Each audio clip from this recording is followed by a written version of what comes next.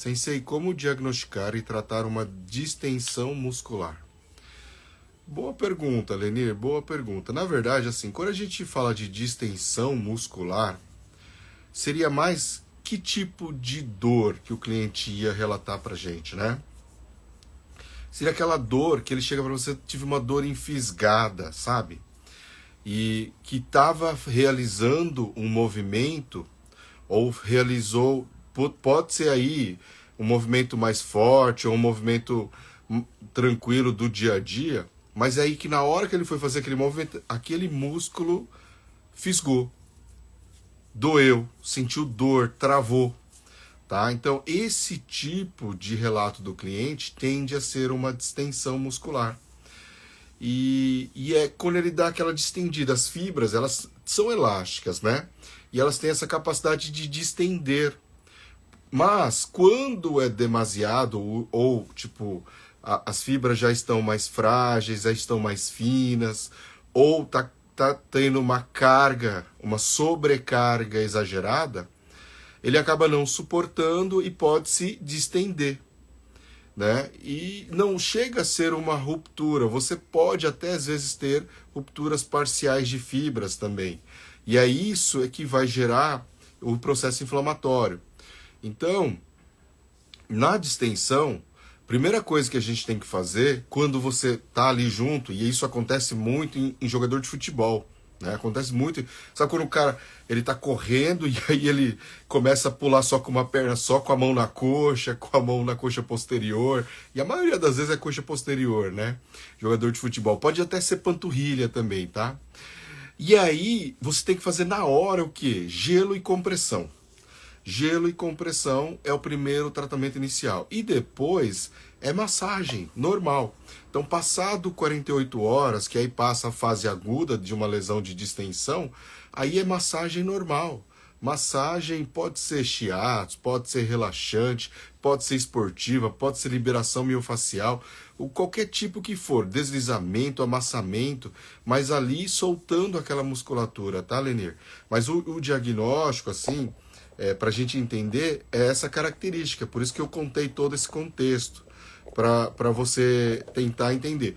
E, lógico, que depois que você começou a trabalhar, vai soltando ali no sentido da fibra. Então, se você for fazer massagem clássica, massagem relaxante, pode até fazer um pouco mais forte com o punho fechado, aí deslizando, deslizando, soltando ali a musculatura. Se for fazer o shiatsu, pode ir fazendo a digitopressão. Se for na coxa, por exemplo, lembra da coxa posterior? Teoricamente só tem uma linha. Mas você, para trabalhar todas as musculaturas ali, você pode trabalhar 3 linhas na região da coxa posterior, não tem problema. Tá? Não vai ter problema. Você trabalhar uma região maior assim, vai até ajudar a resolver o problema ali, tá bom? Além disso, depois, né, você pode também acrescentar o quê? Acrescentar terapia de calor, acrescentar ventosa. Nesse tipo de caso, ajuda a resolver muito mais rápido. Por que eu soube que massagem não trata distensão? É que, na verdade, assim, a distensão aguda ali, na hora que acontece, a gente não trata mesmo. O tratamento ali é gelo e compressão, entendeu? A gente só vai tratar depois. E aí, na fase mais passada da aguda ali, da distensão em si, entendeu? Talvez seja mais por esse conceito. Mas é uma consequência da distensão. Só que aí pode, depois que ele distende, ele se protege, aí ele contrai. Você pode chamar isso de uma contratura muscular também, tá, Cibele? Mas eu acho que é mais uma questão de classificação, assim. Porque realmente na distensão aguda ali naquele momento a gente não trata. Né? O que a gente faz mais é o quê? É o gelo e a compressão. Você pode ver, todo jogador de futebol que bota a mão ali, eles tacam gelo, eles tacam aquele spray, né? Só para dar uma aquecida na região ali na hora. Depois é gelo e compressão, tá? Com aquela faixa ali para poder impedir o processo inflamatório de evoluir, tá bom? Professor, tem uma cliente que tem protusões na cervical e lombar. Protusões, Maria Zilda, é algo muito, mas muito comum. Muitas vezes as pessoas têm protusões e nem sabem que têm, porque não fizeram nenhum exame específico. Então, enquanto elas não estiverem sentindo dor, Elas não vão procurar exame. E aí, sem exame, você não consegue nem fazer o diagnóstico, mas a pessoa tem também. E você aplica a massagem normalmente, não tem problema nenhum, tá? Não tem problema nenhum. Mestre, aconselha primeiro fazer massoterapia primeiro e depois quiropraxia ou não precisa? Aconselho primeiro massoterapia e depois quiropraxia, porque quiropraxia realmente seria um módulo, uma técnica mais avançada, porque aí os riscos, né, que nem massoterapia praticamente não tem risco.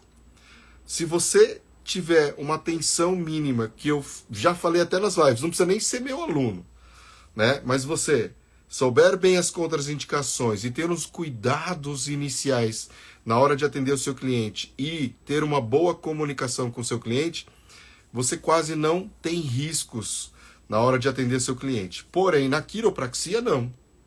Né? Os riscos eles não são tão grandes, mas, né, por exemplo, assim, esse negócio de você matar uma pessoa porque fez uma manipulação errada no cervical, é mentira isso também.